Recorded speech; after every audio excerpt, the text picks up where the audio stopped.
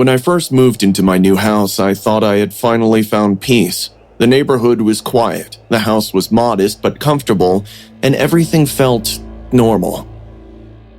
My next-door neighbors were an elderly couple, Mr. and Mrs. Turner.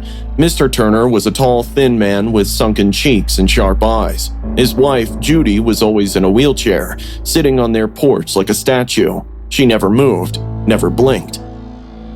The first time I saw her, I thought she was asleep, but the longer I watched, the more unsettling it became. Her pale skin looked almost lifeless, her hands resting limply on her lap. I never saw Mr. Turner talk to her. She just sat there. One evening, as I was watering my flowers, I glanced toward their porch and froze. Judy was watching me. Her eyes were locked onto mine, wide and empty. She didn't blink, didn't move, just sat there, unblinking, watching me. A cold shiver crawled up my spine. I looked away for a second, trying to shake off the eerie feeling, but when I turned back, she was still staring. My heart pounded against my ribs. My breathing grew shallow. Something about her gaze sent an icy dread through my entire body. Then, a cold, bony hand clamped down on my shoulder. I gasped, spinning around so fast I nearly fell. Didn't mean to startle you. It was Mr. Turner. His voice sounded rough like gravel. I forced a nervous chuckle, trying to steady my breathing. It's fine. He followed my gaze toward his wife and let out a sigh. Judy's been like that for 12 years now, paralyzed. She just sits there all day, staring at nothing. I swallowed hard. 12 years? He nodded, his face tired.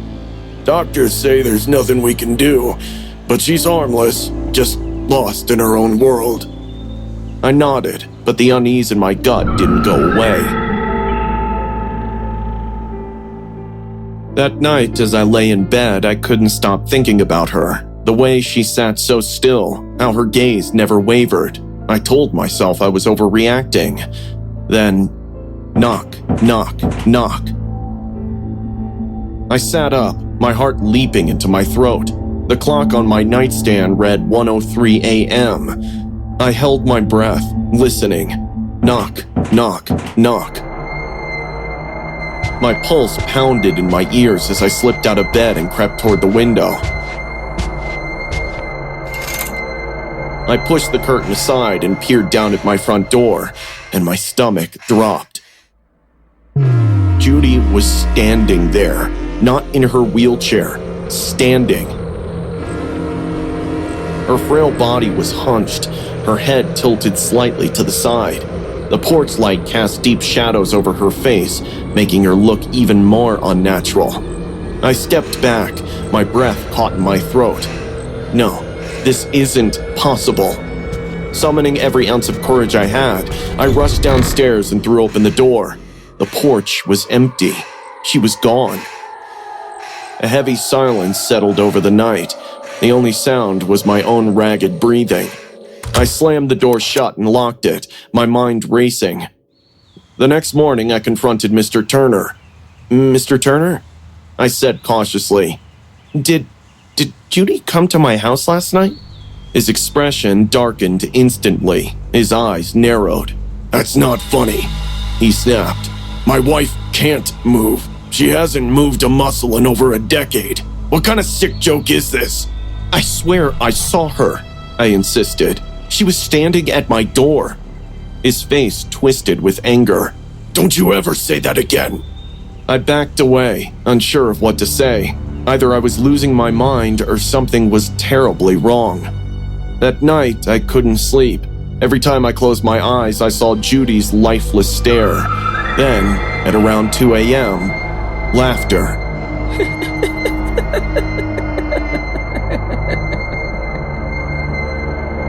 A slow, raspy giggle floated through the air. I bolted upright, my skin crawling. With shaky hands, I stepped outside. Judy was standing next to my fence. Her back was facing me, her frail shoulders shaking slightly as she laughed. Her hair was damp, clinging to her face. She stood unnaturally still, like a broken doll propped up by invisible strings. Judy? My voice trembled. Please, go back inside. She didn't move. Judy?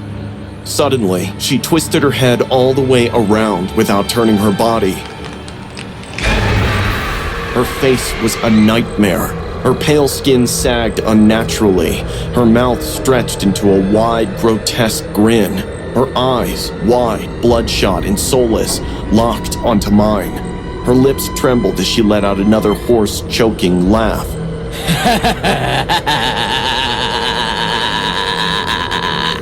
My stomach twisted in horror. Then, she lurched toward me. I stumbled backward, nearly tripping over myself as I sprinted to my house. I barely made it inside before slamming the door and locking it. I stood there, my chest rising and falling rapidly. Silence. I peeked through the peephole. She was gone, but I knew she wasn't really gone. I stayed up the rest of the night, every sound making my skin crawl. For the next few days, I avoided looking at the Turner's house, but I could feel her, watching. Then, one night, I woke to a different sound, scraping. A slow, dragging sound, like something being pulled across concrete. I sat up, heart pounding. The noise was coming from outside. With my breath held, I crept to the window. Judy was standing in my yard. Her wheelchair sat a few feet behind her, tipped over on its side. My stomach lurched. How did she get here? Then, in the dim moonlight, I saw her fingers. Her nails were digging into the pavement, dragging her frail body forward inch by inch. Her arms trembled as she pulled herself closer to my house. I stumbled back, my heart racing. This can't be real. I rushed downstairs and pressed my ear against the front door. Silence. For a moment, I thought maybe, just maybe, it was all in my head. Then, tap, tap, tap. I jumped back as a single bony finger tapped against the wood. I covered my mouth to keep from screaming. I waited and waited. Eventually, the tapping stopped. When I dared to look through the peephole, she was gone. But I knew it wasn't over. Every 2 or 3 nights, I'd wake up to find Judy outside my house. She never moves, never speaks, just stands there and watches. I can't keep living like this. I need to leave before it's too late. A man living in a quiet neighborhood started seeing a creepy woman loitering around his house at night. One night, he spotted her near his fence and went to confront her, but the woman didn't say a thing or move an inch. The video you're about to see is the inspiration for the above story. Let us know in the comments what you think about this creepy video. Every flipping night. Move. Every night, man goes to best I don't want to move.